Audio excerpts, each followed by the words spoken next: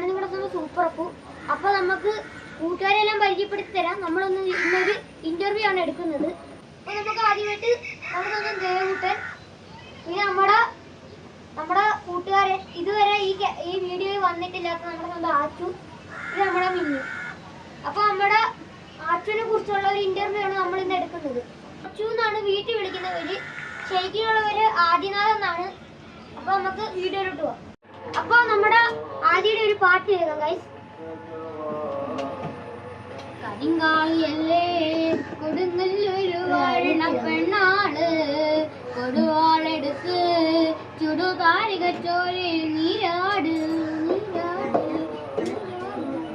കരിങ്കാളിയല്ലേ കൊടുങ്ങല്ലൊരു വാഴണ പെണ്ണാള്, കൊടുവാളെടുത്ത് ചുടുകാരിക ചോരയിൽ നീരാട്. എരിവെറ്റിയ വെറ്റമുളകോ പെണ്ണെ നിൻ മനസ്സ്, ജട കെട്ടിയ കാമുറിക്കെന്തിന് മുല്ലപ്പൂമലര്, കലിത്തുള്ളിയ കാളിതൻ കാലിൽ തങ്കപ്പുഞ്ചിരമ്പ്, കൊടി കൊട്ടിയ പാടന്റെ പാട്ട് അമ്മനി അടങ്ങ്. നീ എത്രയിലാണ് പഠിക്കുന്നത്? പിന്നെ നീ ഏത് സ്കൂളിലാണ്? പറഞ്ഞോളൂ. ഞാൻ Sreenarayana English medium school Kuttamangalam കൈനേരിയിലാണ് പഠിക്കുന്നത്. ഇനി ഞാൻ 4ാം ക്ലാസ്സിലോട്ടാണ്. അച്ചു, നിനക്ക് എന്ത് പറ്റിയതാടോ ഇത്? കട്ടറുകൊണ്ട് പോയി. അതെങ്ങനെ? ആ മിസ്റ്റർ വരാൻ കാരണം എന്താടാ? ഇവിടെ വീട് പണി നടന്നുകൊണ്ടിരിക്കുവായിരുന്നു. ഞങ്ങളുടെ വീട് പണിയായിരുന്നു. പലകൊക്കെ എടുക്കാൻ പോയപ്പോ ഞാൻ വന്ന് നോക്കി, സ്വിച്ച് ഓൺ ആക്കിയിട്ടായിരുന്നു പോയത്. എന്നേരം അവര് രണ്ടാമത് പോകാൻ നേരമാണ് അപകടം സംഭവിച്ചത്. അപ്പൊ ഇവിടെ സ്വിച്ച് വീടിന്റെ അകത്ത് കറണ്ടിലായി കൊടുത്തിരിക്കുവായിരുന്നു, ഓഫ് ആക്കിയിട്ടില്ലായിരുന്നു. പോയി ചായ കുടിക്കാൻ പോയി? അല്ല, അതിനുള്ള അത്യാവശ്യ സാധനങ്ങൾ എടുക്കാൻ പോയതായിരുന്നു. അപ്പൊ നീ എടുക്കുക, അത് മൂർച്ചയുണ്ടാ നോക്കിയതാണോ അതോ ഓണാക്കിയതാണോ? അത് ഞാൻ കളിക്കാൻ വേണ്ടി ചെരുപ്പ് എടുക്കാൻ പോയപ്പോൾ അതിന്റെ തൊട്ടപ്പുറത്തായിരുന്നു ചെരുപ്പ്. ആ ചെരുപ്പ് എടുക്കാൻ പോയപ്പോ ഞാൻ അത് എടുത്ത് മാറ്റി വെക്കാൻ നോക്കി. എന്നേരം ഹാൻഡിലായിരുന്നു സ്വിച്ച്. എന്നേരം അത് ഓണായി.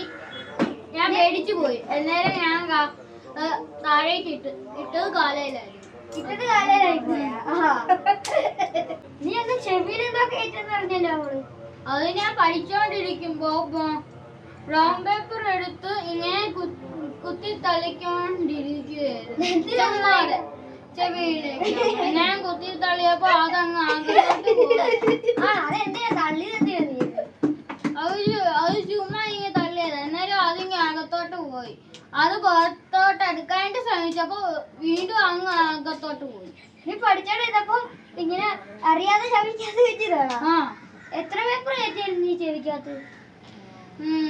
ഇതിന് വലിയ പേപ്പർ ആയിരുന്നു. അത് ഓരോ കഷ്ണങ്ങളായിട്ട് പുറത്തു പോകുന്നായിരുന്നു. ആണോ?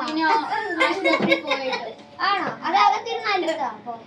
ഇല്ല, ഒരു പീസും കൂടി ഉണ്ടായിരുന്നു. അത് അതിന്റെ പിറ്റേ ദിവസം 2 പീസായിട്ട് പുറത്തു വന്നു.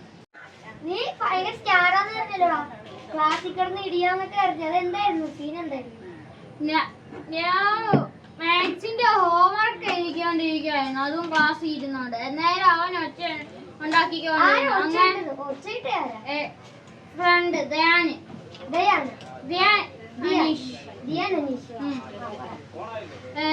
അവൻ ഒച്ച ഉണ്ടാക്കിയപ്പോ എനിക്ക് ദേഷ്യം വന്നു. അടങ്ങിയിരിക്കാതെ പറഞ്ഞിട്ട് അഴങ്ങിയിരുന്നില്ല. പിന്നെ അവനൊരു ചവിട്ട് തന്നു. ഞാൻ അങ്ങോട്ട് തിരിച്ചു ചവിട്ടു. അല്ല, ദിയാൻ ആദ്യം നിനക്കിട്ട് ചവിട്ട് തന്നു, എന്നിട്ട് നീ തിരിച്ചു ചവിട്ട് കൊടുത്തു. എന്നേരം മത്സരമായി ഇന്റർവെല്ലിന്റെ അന്ന് എന്നേരം ഇടിവെക്കാനായിരുന്നു പ്ലാന്. ഞാൻ അത് മറന്നു പോയായിരുന്നു. പക്ഷെ ഞാനത് മറന്നു വെറുതെ ഇരിക്കുമ്പോ അവൻ എന്റെ മെക്കിട്ട് കയറി വന്നു. എന്നാലും ഞാൻ അവനെ ഓടിച്ചു. അതിനുശേഷം ഞാൻ അവനെ കടിച്ചു. എവിടെയിട്ടാ അങ്ങനെ കടിച്ചത്? കൈക്കിട്ട്. അത് കഴിഞ്ഞതിന് ശേഷം ബെഞ്ചിലേക്ക് തള്ളി ഇങ്ങനെ ഇട്ട് ചെവി മുറിഞ്ഞു. നിന്റെയോ? ആ. എന്നിട്ട് മിസ്സിന്റെ കയ്യിൽ നിന്ന് കൊറേ വഴക്ക് കിട്ടി. നിനക്കാ? എനിക്ക് മാത്രമല്ല ആ ധ്യാനം വഴക്ക് കിട്ടി. പിന്നെ അതിന് കാരണമായ രണ്ടുപേർക്കും അടി കിട്ടി. ആരായിരുന്നു രണ്ടുപേരായിരുന്നു? ആദിദേവും ആദിത്യനസും. അന്ന് ആശുപത്രിയിൽ പോയിട്ട് ഡോക്ടർ എന്തായിരുന്നു എന്നോട് പറഞ്ഞത്? അന്ന് ഡോക്ടർ പറഞ്ഞത്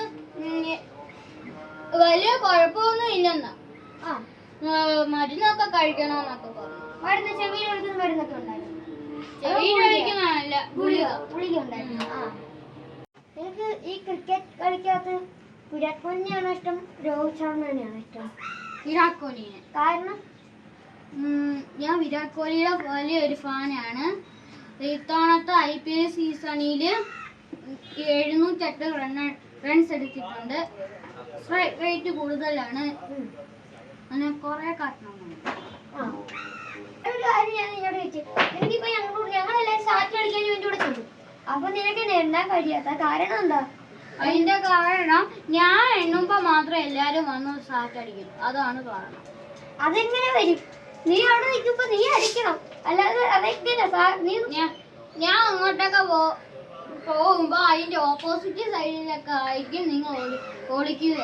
പിന്നെ നിങ്ങൾ തക്ക സമയത്തിനകം എന്റെ സാറ്റ് മുട്ടി വന്ന് സാറ്റ് അടിക്കും. എടാ അച്ചു, നിനക്ക് എന്നാവാനാണ് ഇഷ്ടം? ഇപ്പൊ പോലീസിനോട് എന്താണ് നിനക്ക് ഇത്ര ആഗ്രഹം? എന്റെ അച്ഛൻ അതിനുള്ള ആത്മവിശ്വാസം തോന്നുന്നു. അപ്പൊ നീ പഠിത്തം തന്നു. അതുകൊണ്ടാണ് ഞാൻ പോലീസ് ആകാനായി. അതൊരു നല്ല തീരുമാനം. അപ്പൊ നമ്മുടെ ഇന്നത്തെ വീഡിയോ വൈൻഡപ്പ് ചെയ്യാറായി.